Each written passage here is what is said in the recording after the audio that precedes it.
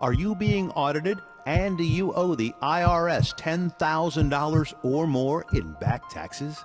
Is the IRS threatening to take more of your money? Don't fight the IRS alone. The Tax Doctor is here to help you negotiate your tax bill and reduce your stress. The IRS can freeze your assets and seize your bank accounts, but you can stop these IRS actions. The Tax Doctor will work with you using our years of experience to represent your case to help you get the best resolution under the IRS guidelines. Help is here to deal with the IRS to reduce your stress. We've handled thousands of cases, so we know what we're doing. If you owe $10,000 or more in back taxes, do not call the IRS alone. Call a Tax Doctor now for a tax emergency analysis.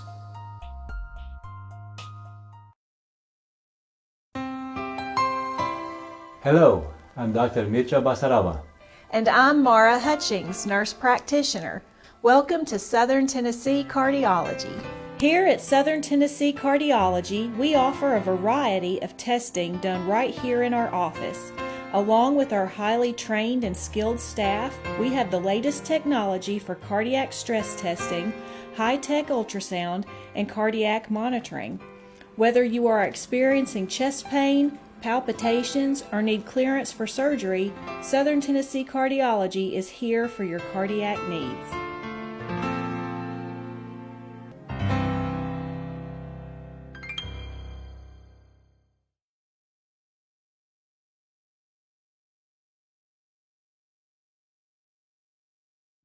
All right. Oh, happy Friday, everyone. I'm so excited. I've got a 2 for Friday. We talked about it yesterday.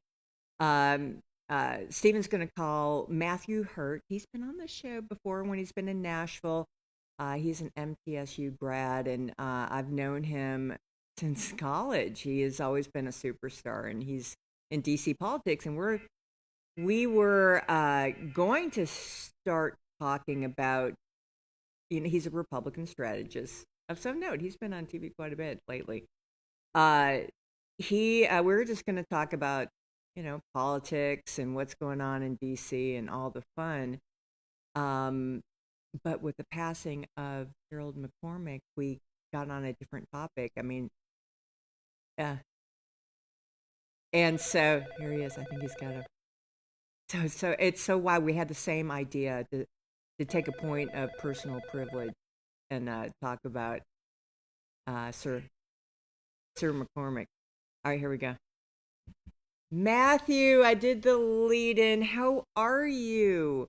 Hey, Miss Iva, how you doing? I'm doing great. But too blessed to be stressed, sir. That's right. It is Christmas party season in Washington, D.C., and it is the best couple of weeks to go out and meet friends and network and talk about all the great things that President Trump is accomplishing up in Washington. Well, and I did see the picture of the Carhartt Christmas before we take a point of personal privilege. How was that Christmas party?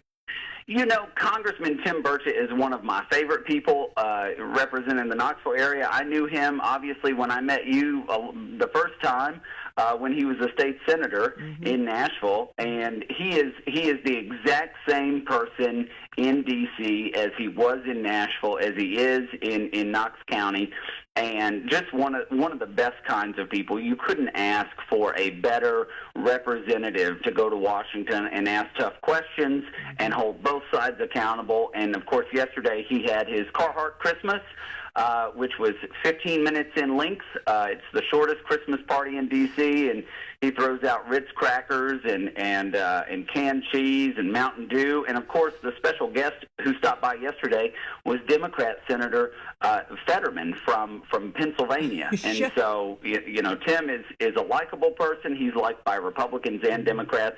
And so we had Republican members of Congress and Democrat senators who stopped by to say hello yesterday around lunchtime. Oh, I love our Tennessee folks. I'm telling you. Well, I will take a point of personal privilege and talk about the very first time. I just found the news article, and it brought back PTSD from the day that I remember Gerald McCormick most fiercely. You were covering that at that time. I We were on the House floor, and of course, former Representative McCormick passed away, and it was such a stellar representative. And he was there when Speaker Nafee controlled the House. He got elected, I think, in 2004, and then served all the way to Republican supermajority. So he saw a seismic political shift in Tennessee from conservative Democrats running the state to Republicans running the state in both the House and the Senate.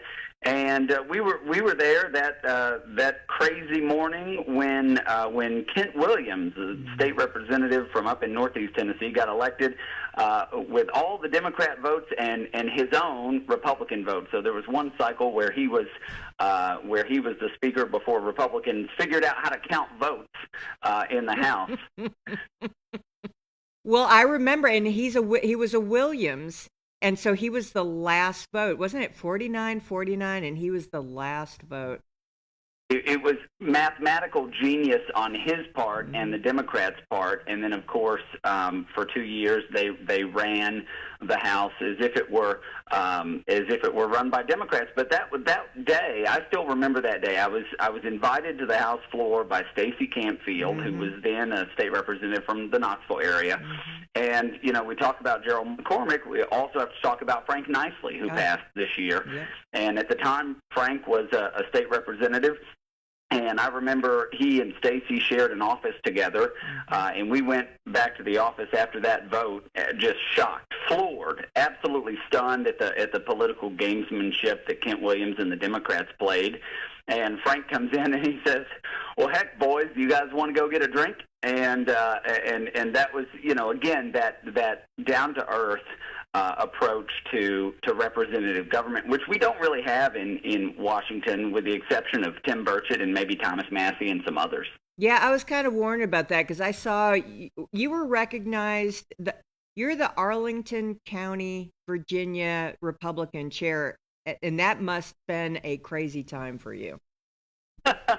Well, for the viewers and listeners, Arlington County is not like any county in Tennessee. 79% of my neighbors voted for Kamala Harris. It's not like Shelby County. It's not like Memphis, because of the demographics in Arlington are overwhelmingly white liberal women. We call them awfuls, and they are involved in federal government.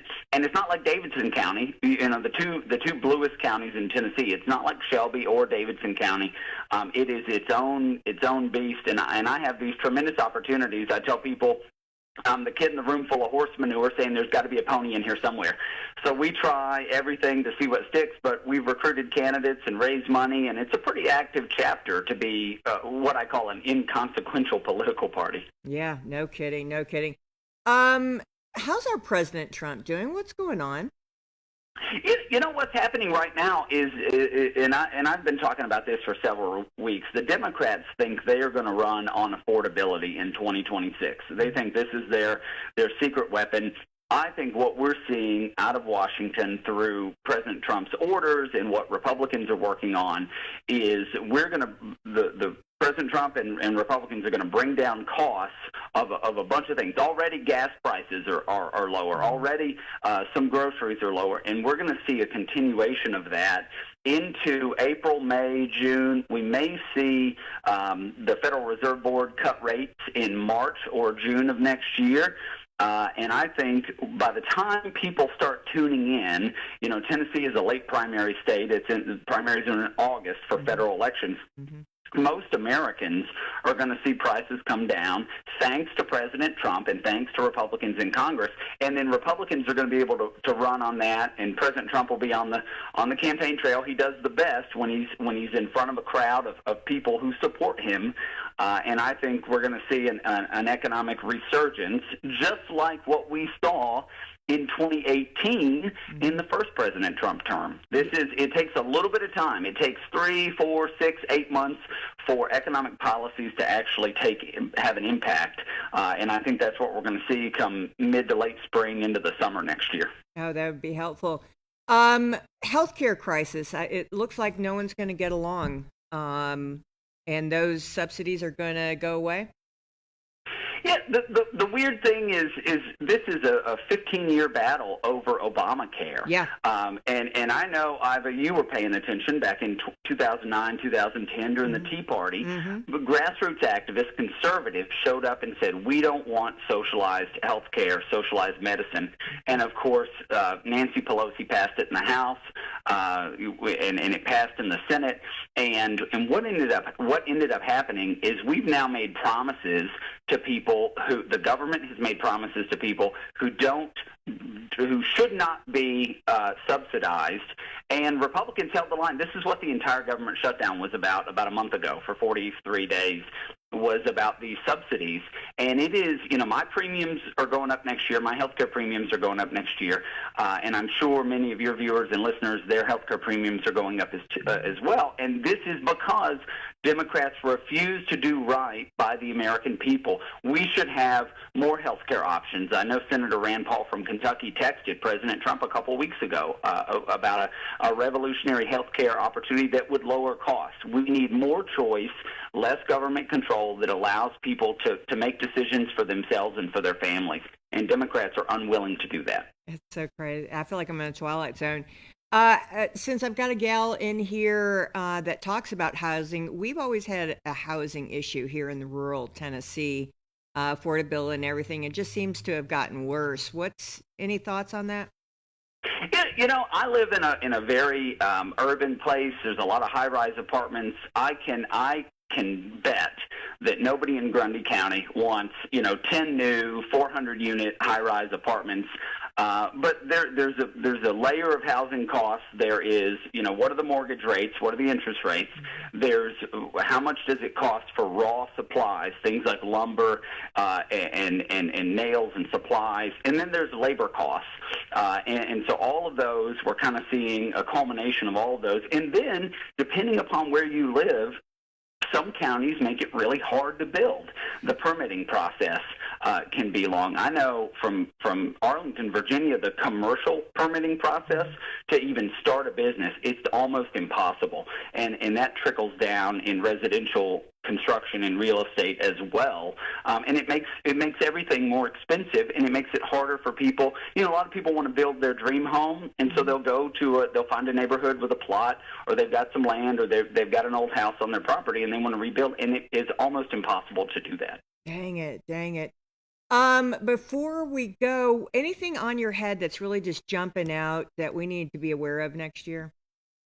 Well, I think this affordability conversation is going to happen. I think that your viewers and listeners should listen to the Democrats and try to parse what they're saying. Every time Democrats talk about affordability, when they get elected, taxes go up, prices go up. The Biden administration, we are still in recovery from the Biden administration's economic policies. Democrats make promises on the economy, and they never keep them. And in fact, what usually happens is the opposite. So prices go up, taxes go up, and it makes it harder for a family of four to save for retirement, to put food on the table, to put gas in the tank. And people just need to listen to the Democrats as they're campaigning and see through what they're actually saying to what actually happens when they do get elected. Well, and I hate to add this on, but isn't New York City now going to be a case study? Oh, my goodness, yeah. I just met some constituents from Knoxville. So they were at Congressman Burchett's Christmas party yesterday, Carhartt Christmas, and they're from Knox County, and they went up to New York, and I was having a conversation with them. I said, you guys got up there before you couldn't go anymore. What's going to happen is, Mondami promised a bunch of free stuff, and everybody knows there's no such thing as a free government service. Somebody is going to have to pay for it. And so what we're going to see is more wealthy people move out of New York. They'll move to Miami. They'll move to Virginia. They may move to Tennessee, where there's no income tax, and it will be very expensive. And then the other end of that is crime will go up because of the soft on crime policies of people like Mondami and the mayor we have across the river in D.C. That's why President Trump had to send the National Guard into D.C., because these Democrat-run cities are expensive. Nobody wants to live there because they're expensive and unsafe. Yeah, I know when we were going to the inauguration and looking for Airbnbs that were open, and you had to watch where you were going because of so many bad neighborhoods that looked kind of safe. Absolutely, and if any of your friends or viewers want to come up to D.C. and want to run an Airbnb or a hotel by me first, I'm happy to do it. I can look on the map and tell what's safe and what isn't. Of course, you're safest in Arlington. It's 15 minutes. It'd be like driving from Laverne to Antioch. Only Arlington is much safer than either of those places. Well, there we go. We just solved that, didn't we? All right. Yeah. Well, Merry Christmas. Are you coming home at all this Christmas? I'm super excited. I'm going to Turning Point USA's America Fest in Phoenix next week, and then on the way back, I'm coming home for Christmas. So I'll be in Murfreesboro, and I'll be in McMinnville. So I'm very excited, and I'll get to see family and friends, and it is just a great time to gather. So Merry Christmas to you, too, Iva. It's great to talk to you. Oh, all the time, and thanks for taking your time, and let's do it again. So we'll do anytime. All right, Matthew. Thank you so much. Merry Christmas. Merry Christmas. All right, bye-bye. Love that young man. We're going to go on a quick break. Julie is in the green room, and as we're going to go thank our sponsors, and we'll be right back. As always, thanks for watching Morning on the Mountain. I'll see you in a minute. In Luke chapter 12, Jesus teaches about a life of witnessing to the good news about himself and the kingdom of God. It's in this context that he would say the following. And he said to his disciples, "Therefore I tell you, do not be anxious about your life, what you will eat, nor about your body, what you will put on. For life is more than food, and the body more than clothing. Consider the ravens. They neither sow nor reap. They have neither storehouses nor barn, and yet God feeds them. Of how much more value are you than the birds? And which of you, by being anxious, can add a single hour to his span of life? If then you are not able to do as small a thing as that, why are you anxious about the rest? Consider the lilies, how they grow. They neither toil nor spin, yet I tell you, even Solomon in all his glory was not arrayed like one of these. But if God so clothes the grass, which is alive in the field today, and tomorrow is thrown into the oven, how much more will he clothe you, O you of little faith? And do not seek what you are to eat and what you are to drink, nor be worried, for all the nations of the world seek after these things. And your Father knows that you need them. Instead, seek his kingdom, and these things will be added to you. Fear not, little flock, for it is your Father's good pleasure to give you the kingdom. Sell your possessions and give to the needy. Provide yourselves with money bags that do not grow old, with a treasure in the heavens that does not fail, where no thief approaches and no moth destroys. For where your treasure is, there your heart will be also." Rather than beating you listeners over the head, I'll just say this. When Jesus gives actual instruction regarding how to specifically carry out his teaching, the expectation seems to be to actually carry out the instruction. We may know the traditional part of the song, "Seek ye first the kingdom of God, all these things will be added unto you." But do we truly consider what it means to provide ourselves with money bags that do not grow old? Let this challenge. I'm J.D. Cantrell, a member at the Mont Eagle Church of Christ. But really, I'm just a guy who loves Jesus and wants to follow after him. May you do the same, and may you be. Tracy Clinic, located at 740 Main Street in Tracy City, specializes in family medicine. Nurse practitioner Devin Land Lampley is now seeing patients. Call today for an appointment at 592-4242. Open 9 a.m. to 4 p.m. Monday through Thursday. That's the Tracy Clinic, 592-4242.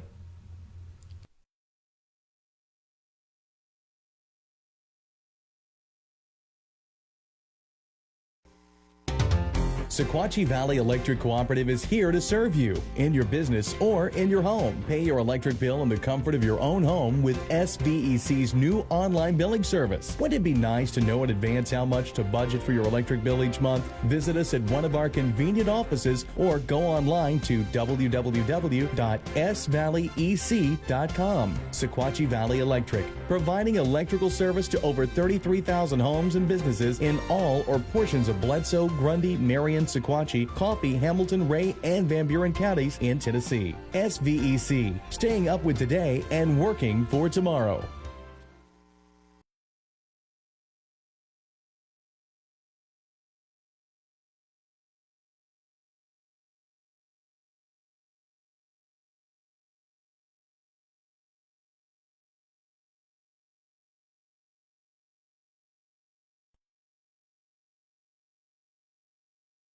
Oh my gosh, we're back again. It's a 2 for Friday. It's Merry Christmas. I've got Julie Keel on here, and I bet we're going to be talking about housing. Yep. How'd you know?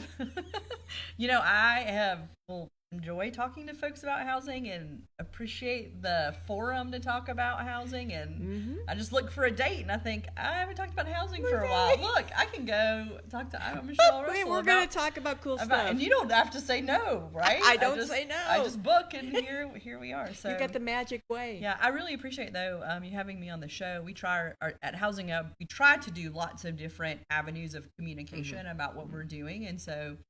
I think this is, really helpful to be here and chat. Here for a couple of reasons. One, we have a house under construction that, you came by the site, we broke ground on, and it's actually framed. Roofers are finishing up. It came up out of the ground really fast. I should say that's just my perspective, but it feels really fast. I'm proud of the progress of that. And we've listed an estimated cost with it. We've been before in trying to promote the house based on what a family income would be that could afford. That's right. We've been talking about that. Right. And so we put $200,000 as a price tag on it, and thinking about also, and it's hard. It's just hard. It's complicated to talk about all of it. That's why we have used income as maybe a benchmark. We'll use a sales price as a benchmark. There's also your mortgage product that's a benchmark as well. And so it's still that kind of household income we think is 60 to 70,000. We know the biggest sector of our workforce on average makes in the 80s. Okay. So we think we're hitting a sweet spot.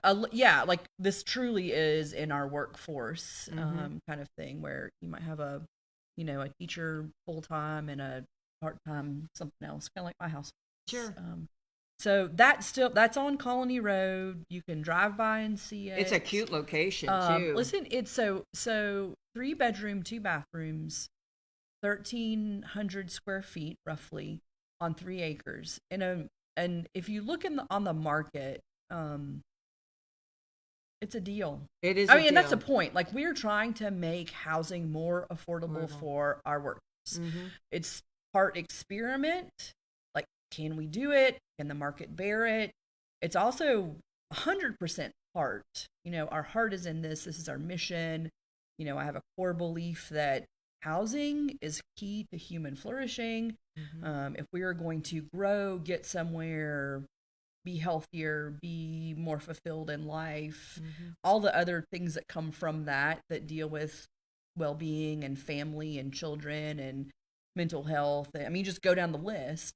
All that is rooted in housing, or housing situation. You feel safe. I had a guest on yesterday, Chelsea, talking about transitional. Yes. Yep. And feeling safe at home changes your world. And how simple is that? It is the leverage point. It's proven in data. It's investing in housing. You are the benefits you get on the other side, where it feels expensive. The benefits you get on the other side so far outweigh that investment there. But it's an expensive world to be in. It is.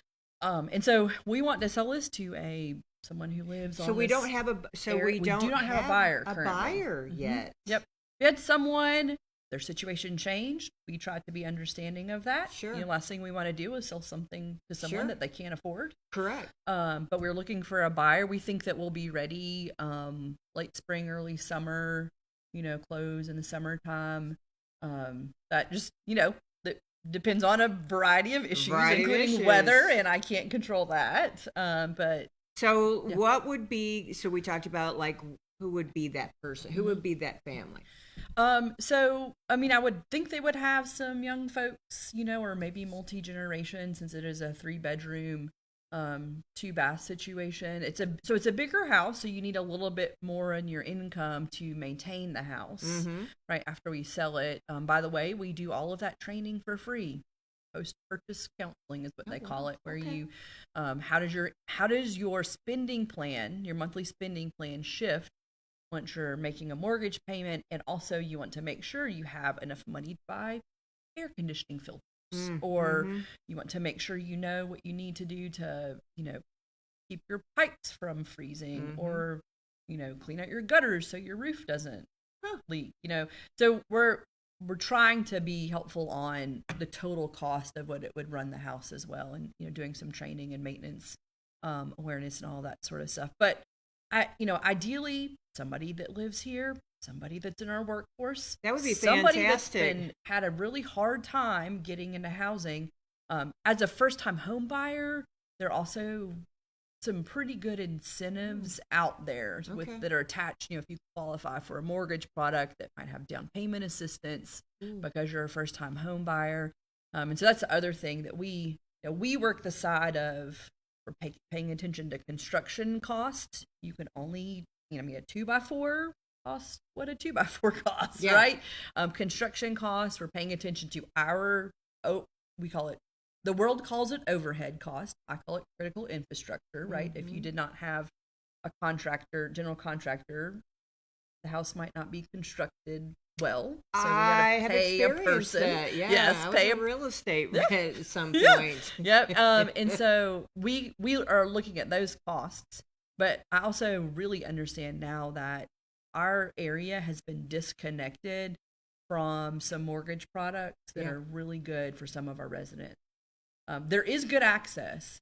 I'm not going to say that there's not. It does exist, but also there are other products, and they come and go, and it's because of our connection with other nonprofit housing developers in Appalachia that we're able to maybe do some more creative financing kind of thing. So in the way you inquire online is the best way to do it. Our phone number's listed on our website. There's a form you can fill out, and then I call you back within 2 working days. Well, we talked about down payment. What kind of thing? What were we looking at? So it's on the mortgage product, but I've seen $10,000 down payment assistance out there. You can pay anywhere from nothing down all the way up to a conventional loan, which 20% down. I see a lot of folks getting into FHA loans, which are 3.5% down payment. But first-time home buyer, even first-generation home buyer, where your parent didn't own a house, or you live in your grandparents' house, or they lived in their parents' house and never purchased anything. There's some benefits out there for. I don't think I've ever purchased first-time, Look at that. I don't think that. Yeah, but So first time home buyer would mean you could have owned in the past. You just haven't owned in the last 3 years. No, I don't think I have never owned something. That's okay. Yeah, I had never thought about that. So I'm gonna leave this with you. The beautiful. Yeah. It is really super cute too. It really is. It's at our website. The rendering of what the house will look like when it's finished. And there's right now social media posts. There will probably get some stuff at our blog about just progress photos. Looks like an Airbnb. We do not want that to happen. We do not want that to happen, kids. And how do we keep that from happening? Like somebody buying this. Yeah. So we have what is called an affordability clause in our purchase that will be in our purchase agreement. That means that if you sell the house within a certain amount of years, you pay back some of the. So that house will probably appraise for more than $200,000. Let's say it appraises for $250,000. Okay. That $50,000, Housing Hub is essentially giving the buyer as equity already in the house. Wow. But we will ask you to pay us that back if you sell it within a short period of time. So you have to Well, stay that's in the covered. house. Yeah. Because I was thinking. I mean, I'm not even going to bring it up. Like there's a gal that for the right price, will leave her house like a Swanee weekend, right? Yeah. And it's a big money Yeah. weekend, Yeah, and she will go to a hotel, and she will make bank for that weekend, and then back up. I mean, is that a because that's a cute house. So we're not going to tell people that they can't do that with their house. By the way, I might have known some older people in my life who did that as well. Went on a vacation and made money. It's a little pin money, All right. So, but it is a super cute house. So, like I said, you can drive by our signs out in front of the lot, and then we have plans for our next house. We think we own the lot right next door to that house as well. Cute. And so we think that the next house is going to be on that lot. That's kind of our strategy, planning house number 3, that it will be a smaller house, smaller footprint, because we want to keep pushing. We want to sell to folks making $50,000, making $40,000. Yep. It's tricky to do without federal subsidy, which we're going to try again and get this year in 2026. And so we'll bring that to the table along with the equity we bring, maybe something that's in a mortgage product that will help get that buyer with a lower income into a house, into an affordable monthly payment. Yeah. That's the goal, but that, the next house will be more on the lines of a 2-bedroom, 1-bathroom house. So that's one of the ways to help things be cheaper is they're smaller, but we know I have folks who I'm working with in coaching that are, young, been in the workforce for a couple of years, ready to buy, ready to get started with home ownership. And I want to catch those folks before the bills, before things roll in their life. They do. It happens. Just kind of, and I think that the stability of getting into a place to live of their own when they can afford it, which is kind of crazy because home ownership, the average age of home ownership is at 40 now. Yeah, I get it. Because of affordability. Yeah. Yeah. So we always have family homes, I guess, is my, because so we're always blessed with that. But new homes. I had saw something, and we're going to go on to you got 2 other things. Oh, a million. You got. She's got a ton, so just sit back. Is those cluster homes, because Monteagle has an affordable workforce issue, right? And so they're trying to solve that in their master plan. And they've got these courthouses that kind of all go in a circle, small footprint in each one, shared higher density. That could solve some of those and so issues. that's, I think, another strategy too. And we have to get comfortable. We're so used to big pieces of land. And that, I would rather live in something substandard if I can get, 5 acres with it. Comparatively speaking to, say, New York City, I shouldn't use that, to bigger cities, just Nashville or just Murfreesboro. At this point. Land is so expensive, and really the value can come in your land. Here it's the other way. The value comes in your house, what structure is on that land. And so being considerate about that. And if to get into home ownership, you need to live on a 0 lot line patio house, shared green space, that means you're going to live here for 5 years. And this in your plan, that you're going to be able to get to the next thing. It's a stepping stone. It is, absolutely. And there's nothing wrong with it. And I do wish we could get a little more comfortable with that. I do understand, though, that part of our affordability solution around here has always been that multiple generations live under one roof. And so that's what we run into as well, is that you've got big families. But could the youngest generation be ready to launch? Now carve out some of that and land they move, and they move into something, could be smaller, but eventually they will move to a different place or be able to build the house on grandma's land that is then suitable for their family, their size, their lifestyle, whatever. That's how you get your road named after you, and then you just parcel it all out, and you have your own family compound. Yep. I hear about those things as I am now living on somewhat of a family compound. Adopting the way. So, the other couple of things I wanted to mention, because we've been highlighting them, and they've been in the newspaper too. We have received $75,000 grant via our friends at Mountaintop that came from the Federation of Appalachian Housing Enterprises, FAHE, which is a member organization, regional, very powerful. It's actually money that came from Mackenzie Scott, which is kind of crazy, but that's what happens when you partner together. Yeah. You attract. What a novel idea. And that money is going to be pooled with the seed money where you received from the South Cumberland Community Fund this fall of $15,000 to help us launch our pre-apprenticeship program. We're calling it Building Opportunities, and that will launch in 26. We'll be after the new year. You'll hear us start to recruit. We're looking for a cohort of 5 youngish folks, 18 to 24, interested in the construction trades.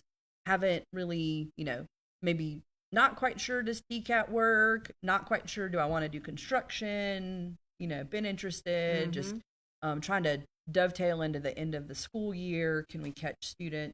Smart. And then plan that in the project. So it's a 1 day in the classroom, 3 days on the work site, and then half a day paid, all of it, half a day working on professional development. Nice. So what are your financial goals? What are your housing goals? What are your education goals? Like, let's talk about this and let's make a plan. But the 3 days on the site are either projects with Mountaintop doing their major home repair.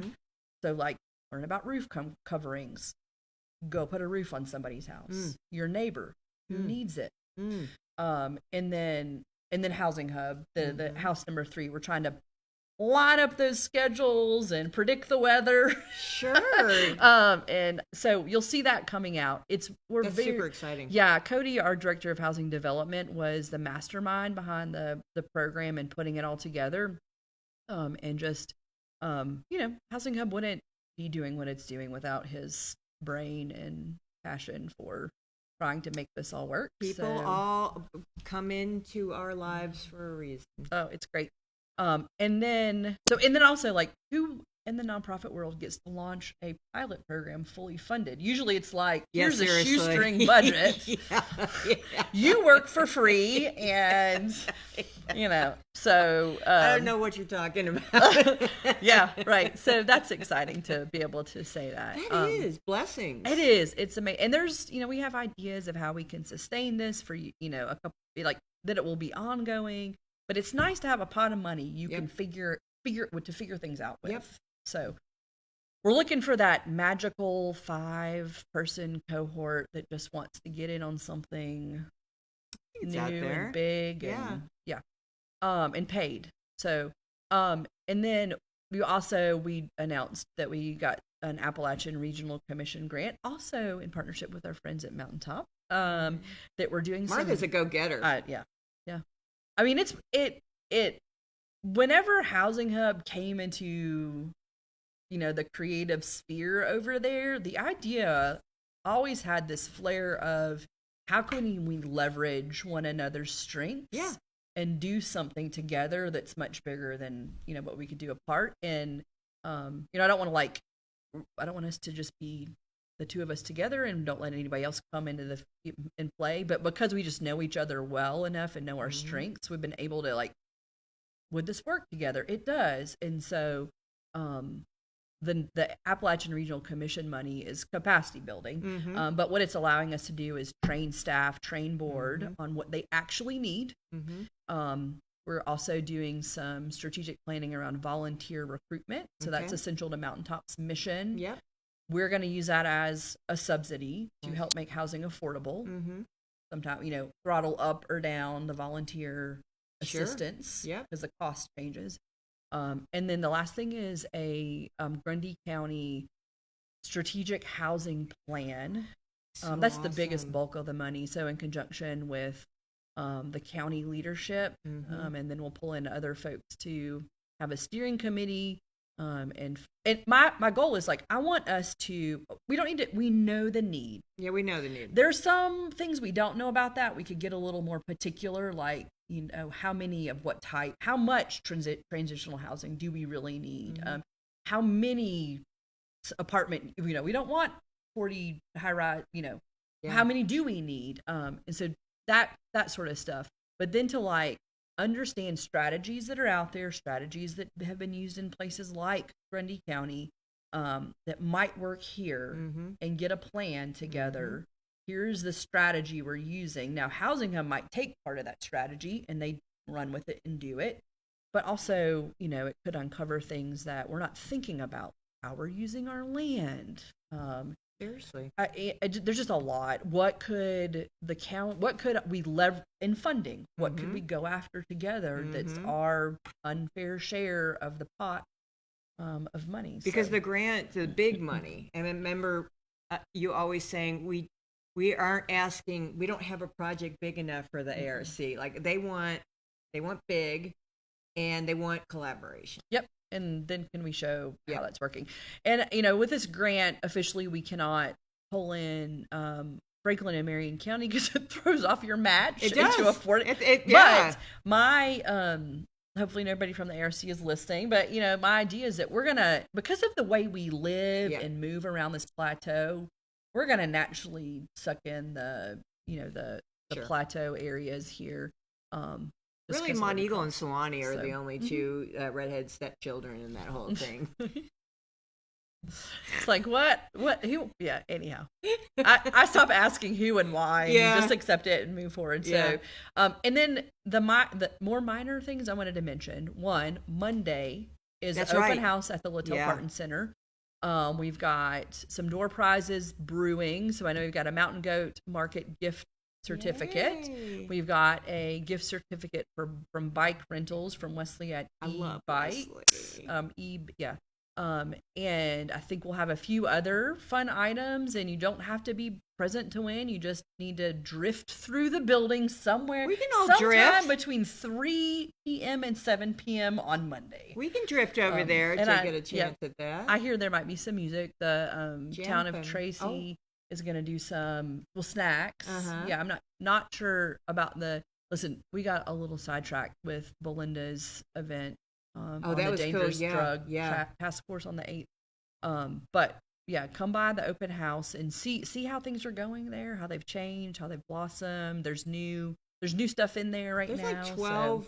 I counted them on the flyer. Isn't that crazy? 12 business or organization, whatever, in that place. Yep. All interacting. We, besides commiserate together on our work, we, every other day I'm calling another agency because of a call I've had and trying to help somebody troubleshoot their situation in their life and, what makes the best sense for them. So it's really good synergy there.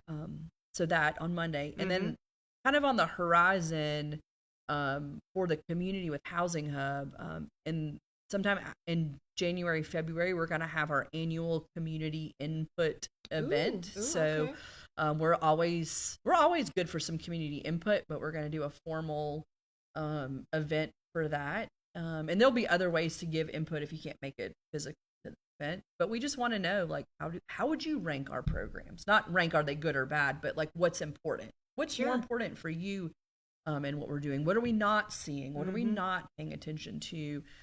And then I'm going to launch the whole gamut of home ownership classes. It's a 7-week, so late January, early February, just try to get it in before spring break, that stuff hits. But it's going to be a once a week, longer class, hour and a half. All right. We've been doing 45-minute, dip your toe in the water kind of thing. I think we're ready for something bigger. Right. And so we're going to go all the way from how do I know if I'm ready to buy a house?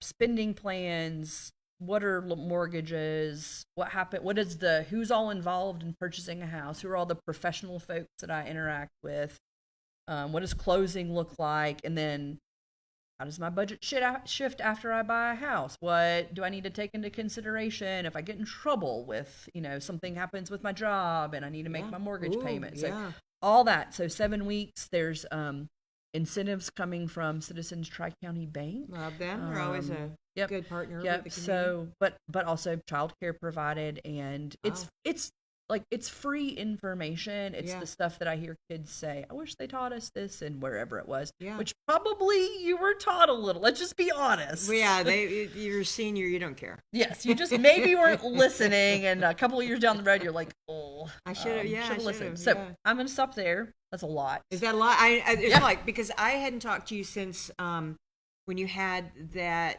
housing summit. Okay. We can talk about that too. Yeah, real quick. It was really cool and interesting. I couldn't stay for the whole time, but it was interesting. Yeah, so we were it's the South Cumberland Community Funds. We passed that event over. They're the conveners and the conversation goer. They're so good at that. And so it was really centered around, can the SCCF create a strategic housing fund? And kind of thinking like, then what would we use that for? Thinking about like developers like us, that we need. Is it a revolving loan fund where we can use that as the capital to build? We sell the house, we pay the fund back, and that just money keeps getting put out in the community, building more and more houses. And so that was discussed. We learned from a community fund that was gone down this road. We had a great Kelly Osman Wilson from Nashville, who's been in the housing world for a long time, did the game of Rent. She moderated for us and got us thinking, if you had a magic wand, what would you do? We're like, we don't ever think about that because we're so used to, it's too hard, it costs too much, we're too rural, we're too small, we're too poor, and so that was great. So out of that, the SCCF is looking at talking to folks about how are we going to build this fund, because it's going to be, Senator Bowling said 10 million. We were all like, great, then you'll help us build that. That's probably we got a good governor coming up. Well, things will things are going to shift with that. And then the other thing is you're going to start seeing advisory groups for housing popping up in your community. Nice. We've got some energy in Tracy City. We've got some energy in Pelham. That these advisory groups are gonna give information to SCCF, but they also are about like, let's talk about what our community needs. Right.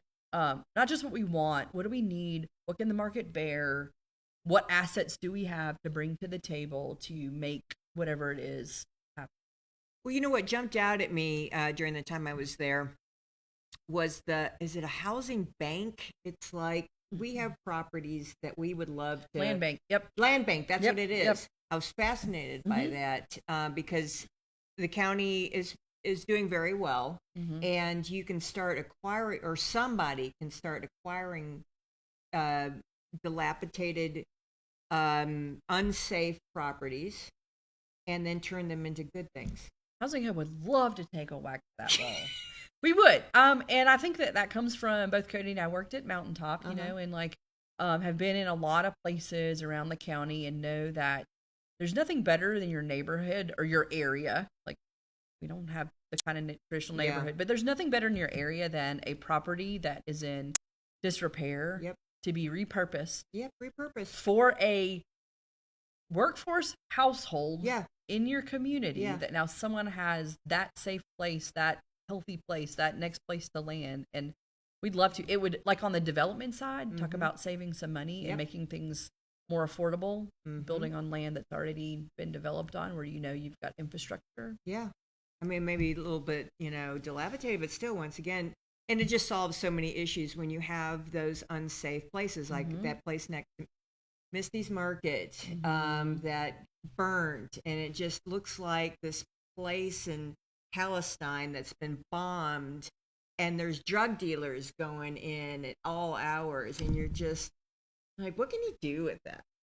So I just came to think about that, a land bank, and just kind of come in and so repurpose. The county buys land cheaply, and it's resold still at it. So the land is cheaper, and the development of that land could be and to cheaper. Good things. All right. Anyway, is that it? I swear to goodness, you so involved in everything. Merry Christmas. Well, I know. I have said for the momentum has been growing for a while, and you mentioned like there's these big projects going on, big things and moving pieces. I find it very exciting, as confusing and frustrating, and like I don't know the solution, and it causes me some. But I love being. Seeing our community like this, where things are moving. If you love community development, I feel like this is a place. Don't go to the big city. Like, no, here's where you need to be. It really is exciting. It took a long time to get here, but so now it's popping. I'm going to ribbon cutting today for Mountain Goat Trail. I wrote that grant in 2005. And we started the Mountain Goat Trail Alliance in 2006. Yeah. Yes, I remember that season. You know, and that's it was crazy. like, and it was from a TVA. It was with a chamber. It was the Monteagle Chamber at that time, and it was a thing about a 5-year. And April Alvarez was in the committee. David Burnett was the chair of it. Yeah. We wanted to connect pedestrian traffic to downtown. There's lots of different. We needed an overlook because we're at the top of the mountain. You kind of need a public overlook, but whatever. So we April Alvarez goes, why don't we do a bike trail? And I go, we're all like, you silly goose, what are you crazy? And then I was sent to go find funding. And the funding was in the RTP money. And then that little Ian Prunty had already done it over at Sewanee or St. Andrews to Sewanee. And it's like, right? It just all pops. But all that to say, last night was a school board meeting. Yes. And they're having to start talking about big things. Yeah. And we all need to start talking about it. And people can have disagreements, but it's so exciting to think that we can actually move some pieces. Yep. And I think we talked about the public discourse and how important that is, and to not think that the reality of discourse is on social media. The reality of discourse is sitting in the room with someone who might have a differing opinion than you. You know it. You probably do, right? Yeah. We're a small town. We all, I mean, but that you can talk about, or even find that thing that's common and important. And I've been in those places too, where it's like, we don't agree on your method or that method, but we all agree we need housing. Okay, great. Well, let's talk about that, which actually becomes one of those, good conversations. And by the way, kudos to Chelsea and having her on, and that transitional housing. And it's, in our continuum of housing, transitional housing, like if you want to know, one of the big things that keeps people, there's a roadblock for folks in whatever recovery they're in. And who housing. knew? Like, you just it's not don't the know. it's not the program. Yeah. It's housing. And until you've been in addiction, every family has, by the way. I mean, I have a cousin that's been in 5 times. Or even if like you're recovering from a partner, a marriage partnership that's like financially was really traumatizing, devastating. And you think, well, I can't buy. It opens that wound back up because Being it was all tied safe. to housing. And when she was saying that hit me like in the head and just left a welt, because I was like, of course. I've heard the statistic about how death is more of a reality for folks re-entering society from incarceration if they don't have a place to live. Housing is literally a life. And now the death might be, mental, spiritual, but like housing's a life and death situation, kind of thing. And so like, I'm for life. Let's build more houses. More houses. All right. Well, Julie's got the magic link to come on here anytime that she wants to talk about anything that she wants to, because she's absolutely amazing and I love her. And Merry Christmas. Merry Christmas. Thank you. To you and yours. Yes. And it's been a long road. I'm super excited, and we're gonna have a great year. We're gonna have a great year. Looking forward to 2026. Yeah. I am too. And it's, for me, it's 250th celebration of this America's birth. So it's going to be on like Donkey Kong. Me and your dad will celebrate. All right. We're going to take our last break, send off Julie to spread joy and sunshine wherever she goes, and Christmas cheer. And we'll be right back. As always, thanks for watching Morning on the Mountain. I'll see you in a minute.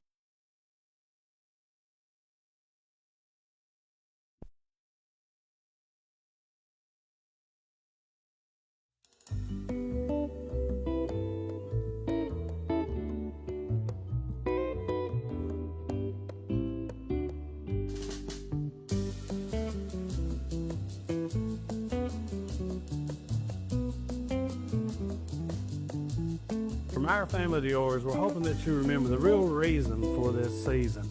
We want to wish you a very Merry Christmas and a happy, healthy, and prosperous New Year. We wish you a Merry Christmas. We wish you a Merry Christmas. We wish you a Merry Christmas and a Happy New Year. Merry Christmas, y'all. 10Care's new diaper benefit helps our youngest members and their families stay healthy and happy.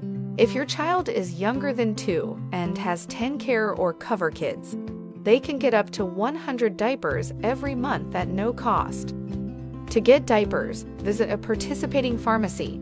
You don't need a prescription. Just show your child's pharmacy card at the counter. For newborns without a card, you can use the parent's pharmacy card.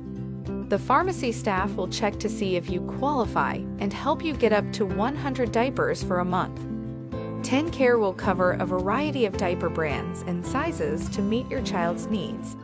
You can find a list of covered brands on the 10 Care diaper webpage. Diapers are available at Mike's Pharmacy, located at 740 Main Street in Tracy City. That's Mike's Pharmacy, 592-9190. Piggly Wiggly, a supermarket chain since 1916, operates more than 600 locally owned stores, including the Monteagle location that now stocks the largest selection of fine wine, domestic and import beer in the area. Piggly Wiggly's farm fresh fruit is a sweet deal at everyday low prices. Piggly Wiggly stocks carefully selected, always fresh vegetables from the common to the unusual. All of the organic products we sell meet strict USDA guidelines. The Pig has a large meat department that to this date custom cuts and wraps its pork, chicken, and Certified Angus beef to your request. Certified Angus beef brand is a cut above USDA Prime Choice and Select. With a large dairy selection of fresh milk and cheese products and your favorite drink products, you will never go home thirsty from the Pig. Visit the Piggly Wiggly Deli and put in your order for an outstanding selection of cheeses, salads, and deli meat products from Boar's Head brand and more. Be sure to check out our weekly special circular for great deals. That's the Piggly Wiggly of Monteagle, Tennessee.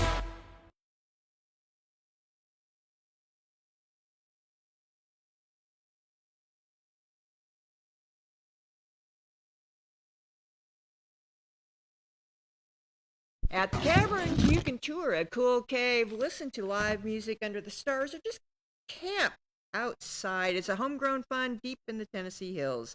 Check out what's going on at www.thecaverns.com, where the destination becomes the journey. Dr. Eric Shull of Shull Chiropractic Clinic is proud to serve our community from his new office at 16 First Street in Monteagle, right across the street from DuBose. They are still offering trusted, effective care for all ages, including spinal decompression, dry needling, infrared therapy, shockwave therapy, and they even have an on-site x-ray.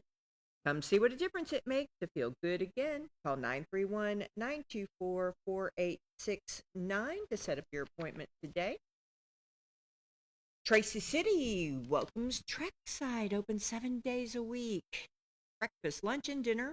Located right across the street from Roundhouse Park in Tracy City. Come join the crew in saying, who has more fun than us? Oh, 8:50. I will probably go through, I am so sorry. It was just a 2 for Friday, and it just is what it is. So I am going to go through these phone calls pretty quick, semi-quick. I have a ribbon cutting at the Fiery Gizzard State Park. It's a visitor center. I think George calls it the Welcome Center, but it's closed. But they're doing a ribbon cutting for all the segments of the Mountain Goat Trail that to date, and there's a bunch of them, and there's a bunch of new stuff going on. So that's at 10. I've got the easel in my car for the map. Patrick asked me to bring that. So I think I need to probably leave here 9:30-ish. I think we'll probably be good. All right. Real quick, I got a message from Jan. Let's see what Jan wanted me to. All right. Good morning. Please announce the workshop and monthly commissioners meeting that will be Monday, 12:15. The workshop is at 6 and the meeting is at 7. More discussion on water to Paynes Cove. There's a lot of movement on that. Monteagle is having their meeting on Monday that I will be filming for GCTV6. That's our contract. But the county commission, that's another good discussion that needs to happen. I had a call yesterday on it. It's lots of moving parts on that. Last night at the school board meeting, lots of moving parts, but it looks like they're going to be moving forward with public input on a middle school concept, and there's a lot of different pieces that play it there. They need a new central office, and really what they should do is some of this, what really got into it at the meeting, it was at least a 3-hour meeting, and I ran out of battery, and I'm going to have to get what the director always has, their technology department film, is their top 5 priorities for the next 5-year plan. And remember, that's been coming up for a long time, and they've chewed it over, and they were having a discussion on what the top 5 priorities for the next 5 years. And it's going to take just a ton of money, of course, but there was discussion on those, which led to the middle school and the central office is falling in and hazardous, and if we're going to have a middle school, which there seems to be a consensus on, but would it be in the high school? Would it be a brand new building? Would they do Colmont Elementary School? Where is all the pieces? Gertley Lager has 300 acres left or back there to be used for educational purposes. So lots of pieces at play. I thought it was a healthy discussion. Sometimes discussions like that have to be held, and you have to talk about it. Julie Keel brought up a great point about that. We got to talk about these, and we get better things out of it. All right, so that's that. Friday and Saturday by the Grundy County Herald. Friday and Saturday is the Christmas market at the UT Education Center. Speaking of Colmont Elementary, it's right behind there. I want to say it's 10 to 5 today and tomorrow. The parades are on Saturday. You've got 4 o'clock Beersheba. You've got 6 o'clock Tracy. You've got 7 o'clock Altamont. Check out their Facebook pages for more information. You got Wreaths Across America at noon at Colmont Cemetery. That's a big deal. You have lots of other things going on. You've got lots of other things going on around that. You've got Baker's Chapel. They have theirs. I'm going to make sure I get that in there. Baker's Chapel. Christmas program is Saturday night at 6. By the Grundy County Herald. Lots of good articles in there, by the way. All right, birthdays. Let's do the birthdays really quick. My stuff. All right. Wow, it's the 12th. Virgin of Guadalupe Day. All right, 12th, 13th, and 14th. I don't have any birthdays. This house is really gorgeous. If you know someone, please, please, please. Let's see. Let's go birthdays. I'm sure the Appalachian Women's Guild is still doing their Christmas giveaway. Lots of toy giveaways, lots of toy runs. Festival of Trees. Don't forget Festival of Trees. I think I'm going to have to be there all day tomorrow, 10 to 7. So I don't think we're going to have anyone there on Sunday because Vicky is sick. So that Sunday's a moving target on that. All right, so today, happy birthday, Sean Thomas, Tim Zonbrecker, Stephen John Eichler. He recently lost his wife, Dee. He's up in Maine. He's a wonderful human. All right. Sonia had a good birthday. Hey. Basketball. I bet we've got basketball. I'm going through here. Friday, Central Magnet Friday. So tonight, JV starts at 4:30, girls start at 6, and boys start at 7:30. That's all how that rolls. All right. We did this, did that. Tomorrow is Margaret Thomas's birthday. I did not know that. Happy birthday, Margaret. Just saw her yesterday. Well, tomorrow is Michelle's story. She's got a business aesthetic. I don't know the word. That's a big word. Over in the Country Mart building. Andy Wastel, Easy's Dog Shelter. He is the genesis of Easy's Dog Shelter. So happy birthday to Andy. If you see him, say hey. Philip Stewart. Hey, Philip. Happy birthday. Christina Brazil. She is raising money for Mark. That is wonderful. Christina, did she just get married? I think she just got married. She's so happy now. Yeah, that's a cute photo.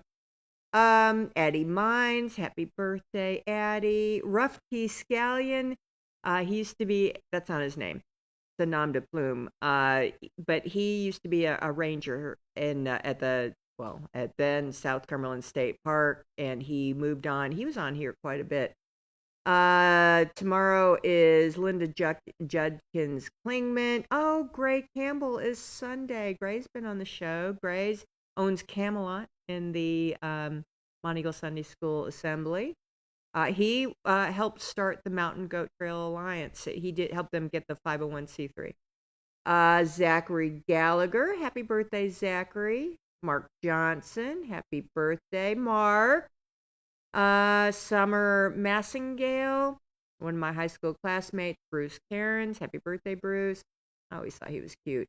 Mikey Butner, Betty Sherwood, we're kin somewhere down the line. Happy birthday to Betty Sherwood on Sunday.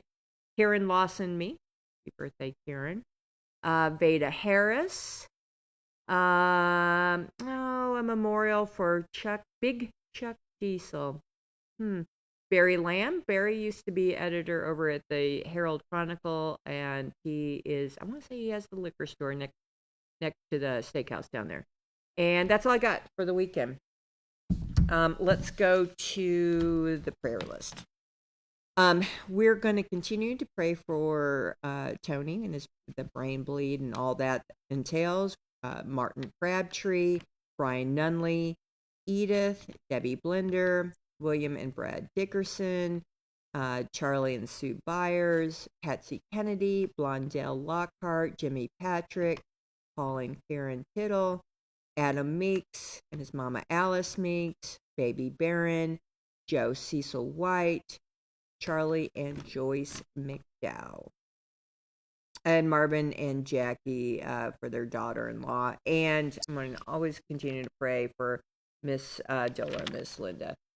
Lord, thank you for all the blessings. Thanks for all the reminders. Thanks for the sunshine yesterday and hopefully today. And we're just so thankful for everything that you've given us. If you don't mind, just an extra bit of light for the folks on our prayer list. We are in your hands, and we just ask for just an extra bit of love sent their way. We know they're believers, and they know. Once again, we're super thankful for everything that you do in your life, and I am so sorry for when we fail. Just a stubborn bunch. Thank you. In Jesus' name we pray. Amen. All right, let's give the phones. I know it's been a long day, and I apologize for you waiting, so thank you for your grace and your forgiveness. I appreciate it. All right, here we go. Morning. Good morning. Oh, number one, Leslie. I love it. Are you ready for your Christmas program? Yeah. All right. Right all morning. All right. Well. All right. Let's get to it. Anything I need to know before we get to it? No, I guess we'll get these 3 verses and so you get to other people. I love it. I know. It was just a very blessed morning. All right. We're at 15. And then what is the verses? 6 through 8. 6 through 8. That's easy peasy. And we're doing reflection. All right, Leslie, I'm ready when you're ready. All right. Therefore, thus saith the Lord God, as a vine tree among the trees of the forest, which I have given to the fire for fuel, so will I give the inhabitants of Jerusalem. And I will set my face against them. They shall go out from one fire, and another fire shall devour them. And you shall know that I am the Lord when I set my face against them. I will make the land desolate because they have committed a trespass, said the Lord God. That's all of 15. All right, any thoughts on it? Just that he's talking about how the grapevine is used for fire fuel, Mm-hmm. and he's going to do the people of Jerusalem the same way. And he's going to burn down everything, even his temple that they built for his glory. it'll be burnt to ashes and the gold taken out of it. Everything's going to be ransacked by the Nebuchadnezzar.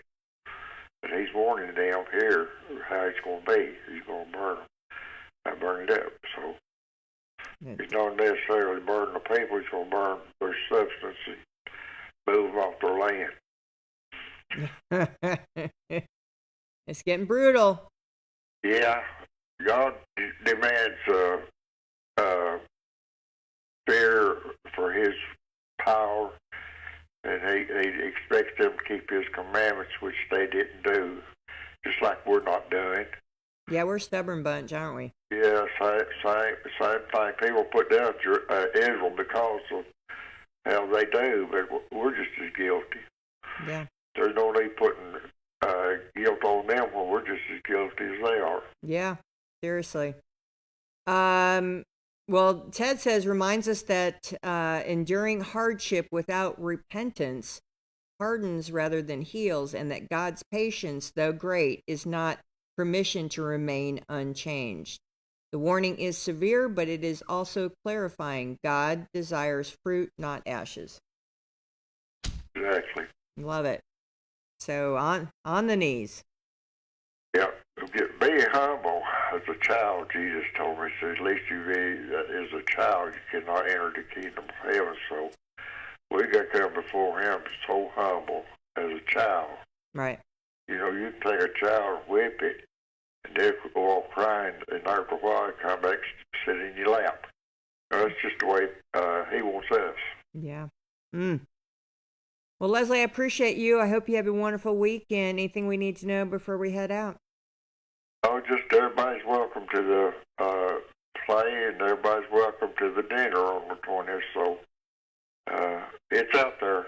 It's out there. People, they will come, they'll come. That's right. Well, I think that's wonderful. Appreciate you, and good Lord willing, we'll talk on Monday. All right. Have a great weekend. All right, you too. See you. Bye. Yeah, I think Chelsea mentioned that Highland is doing their play Friday and Sunday at 7. Morning. Morning. Good morning. What are you doing? That was quick. Riding the road. Right. What'd you buy today? I ain't really bought nothing yet. Okay, just kicking tires. Yeah, I'm just looking. All right, nothing wrong with that's half the fun. Where's your woman? Right here. All right. What? All right, you two. What do I need to know today? I know I've kept you holding for a long time. I don't know anything right off the top of my head. All right. Well, we've got 3 parades tomorrow. Oh, okay. All right. So in case David wants to go, let's see. 4 o'clock's Beersheba, which you know is going to be super cute. Well, they're all going to be cute. 6 o'clock is Tracy, and 7 o'clock is Altamont. Okay. So that and I'm sure they all have something going on. All right, kids. Well, happy Friday.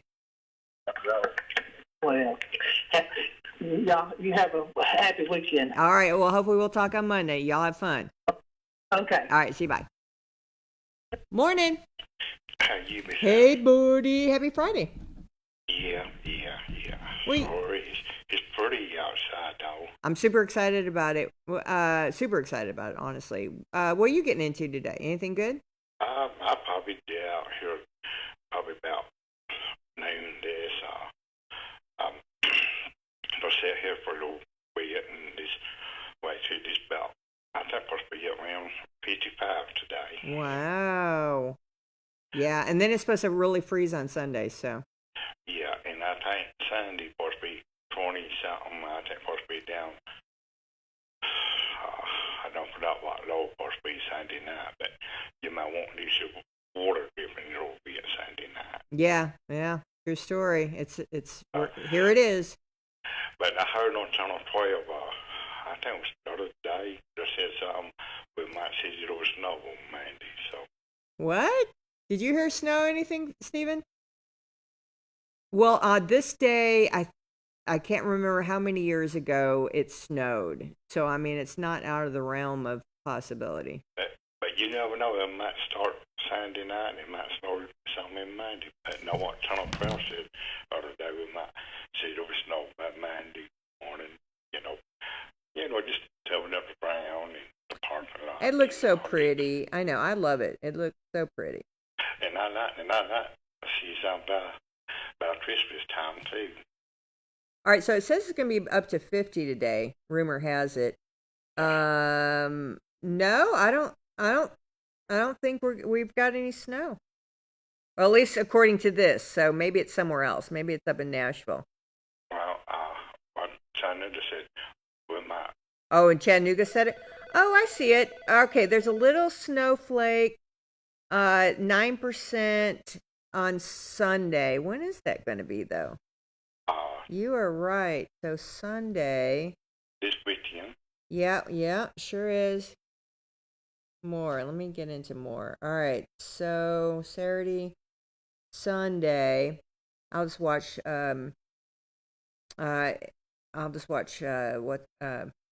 Chase. Oh my gosh. All right. So, it says 4 a.m. on Sunday? 4 a.m. on Sunday. Yeah. Does that sound right? I say so. All we're going to have to do is just time to do it out, and I'll see if we get any. But now, Tunnel Trail did say the other day we might see there was snow, but he didn't say dusty snow or just it'll be total ground or what. Sunday is going to be cold. Yeah, we might see something Monday too, and I think Monday supposed to be high 20 something, and I think supposed to be low 18 or 13 or something. Oh, it's getting down to 9 on Monday. Yeah. Oh, that's crazy. Yeah, so that's crazy. Water dripping a little bit. All right, well, I'm going to head out. Happy Friday. I hope you have a wonderful weekend. And no headrest. I'll probably see that pretty George's. You know who after a while. Oh, I'm sure you will. Tell her we love her. See you. Bye. So. See you. Bye. See you. Bye. Morning. Good morning. Well, you crazy kids. Was it a good night? Pretty good. It's a whole lot better when it's been. But it's like to shoot back down. Okay. All right, we want none of that, Charlie, this weekend. I'm trying. All right, we want none of that. I want a good report on Monday. I hope so, honey. I hope so, too. You know you're on our prayer list. Anything I need to know before we head out? Just be careful. I know. Y'all, too, and I'm glad to hear last night was so much better. Yeah, it was. We got to go to bed a little earlier. Yeah, I hear you. All right, well, definitely prayers your way. I want to talk to you on Monday, and I want to hear good news. Okay, thank you, baby. All right, honey. See you. Bye. Bye, Charlie. Bye-bye. We want none of that. Morning. Morning. Hey, Granny. What you doing? Yeah, I'm just laying here. I've got a Merry Christmas. Merry Happy New Christmas. Year. Happy New Year. Always great to hear your voice. Okay, I'll get off and let somebody else get off. Yes, ma'am. I'm so glad you called. See you. Bye. Give her a call, 635-2967. She's got a ton of stuff down in Hubbard's Cove. She was also looking for someone in Barker's Cove that knew, hold on, I got it, Luella Lusk. She married Lusk. All right, here we go. Morning. Good morning, sunshine. Hey, Barbara. It is sunshiny today. I love it. What do I need to know today, Barbara? Nothing that I can think of. I'm just gonna tell you that I have a great, blessed weekend and register me. No, I'm always glad to do that. And I've got you down. Hopefully we'll talk on Monday. Hopefully. All right, honey. You have a wonderful day and weekend. Thank you. You too. Bye, sweetheart. That's going to be a tough one for her. Morning. Register me. Yes, Miss Dola. How you feeling today? Just one of those days? Yeah. Tell that son of yours to take you on a drive and see some of this Christmas. I went out to the school board meeting last night. Oh. And there were so many pretty houses. I went on 56.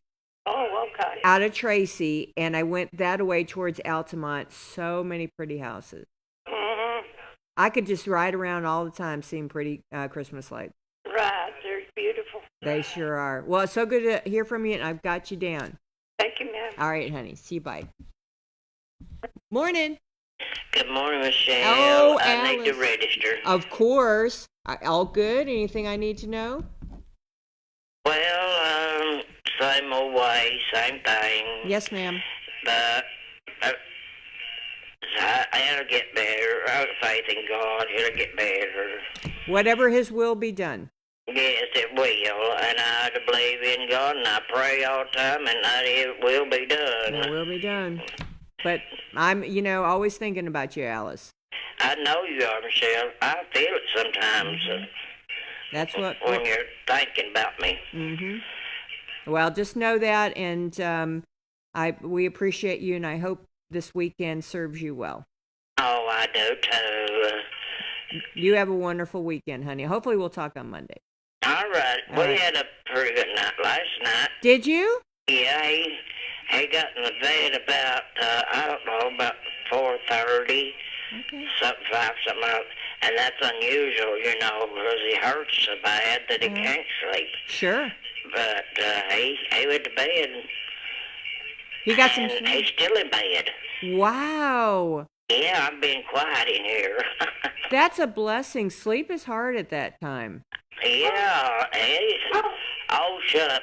I better go. Okay. This dog's going to let in. All right, honey. See you, bye. That's so funny.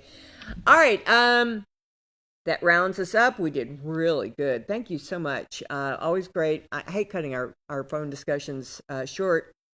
Go out there and enjoy all of the Christmas festivities. This is the last big blowout weekend. I know we got a couple of things going on the 20th, but last blowout weekend. And on Monday the 15th, I've got someone, who is it? Cecil Allen Moore, yay. He is going to play some music. I want to say he's bringing an upright bass, so it'd be him, guitar, and then a fellow with an upright bass, if I remember our discussion. He's my understanding, a wonderful musician. So I'm looking forward to that. We're going to have some music on Monday. We're starting to get into our Christmas season music. So anyway, that's it. Have a wonderful weekend. I hope you guys go out and spread joy and sunshine. Don't forget about the basketball game tonight. If you have nothing going on, go on out. 4:30 JV, 6 o'clock girls, 7:30 the boys. Go out there and support our team. Boys are 7-1. I think that's it. All right. Go as always. Thanks for watching Morning on the Mountain. I'll see you on Monday.